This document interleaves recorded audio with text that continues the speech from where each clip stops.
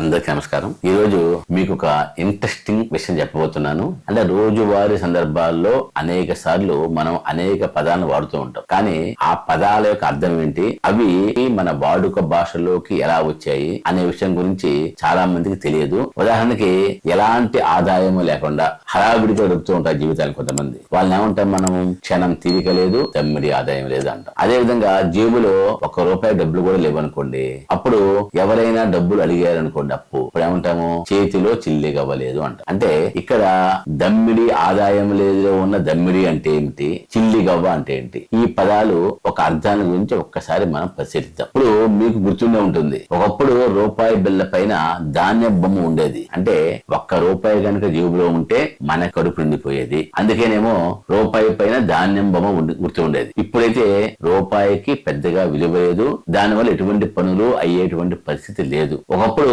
రూపాయి అంటే చాలా పనులు అయ్యాయి. రూపాయికి 100 పైసలు, 2 అర్ధ రూపాయలు, 4 పావలాలు ఉంటాయని చాలా ఎక్కువ మంది తెలుసు. ఇంకా కొంతమందికి ₹1 అంటే తెలియనటువంటి విద్యార్థులు, యువత కూడా ఈ రోజున ఉన్నారని మనం భావించుకోవచ్చు. 1970కి ముందు తరాల వాళ్ళకి రూపాయికి ఎంత చిల్లర వస్తుంది అనేది చెప్పగలుగుతారు. ఎట్లా అంటే రూపాయికి 2 అర్ధ రూపాయలు, 4 పావలాలు, 8 బేడలు, 16 అనాలు, 32 అర్ధనాలు ఉంటాయి అనేది కొంతమందికి మాత్రమే తెలుసు. కానీ అంతకంటే ముందు కాలానికి వెళ్తే ఒక అర్ధనాకి 2 కానీలు అంటే 32 అర్ధనాలకి అంటే 64 కానీలు ₹1తో సమానం. కానీ సగం ఏగాని అంటే రూపాయికి 128 ఏగానీలు, ఏగానీలో సగం దమ్మిడి అంటే రూపాయికి 192 దమ్మిడీలు, దమ్మిడిలో సగం రోలి, రూపాయికి 384 రోలీలు, రోలీలో సగం గవ్వ అంటే రూపాయికి 768 గవ్వలు. ఇదండి చిల్లి గవ్వ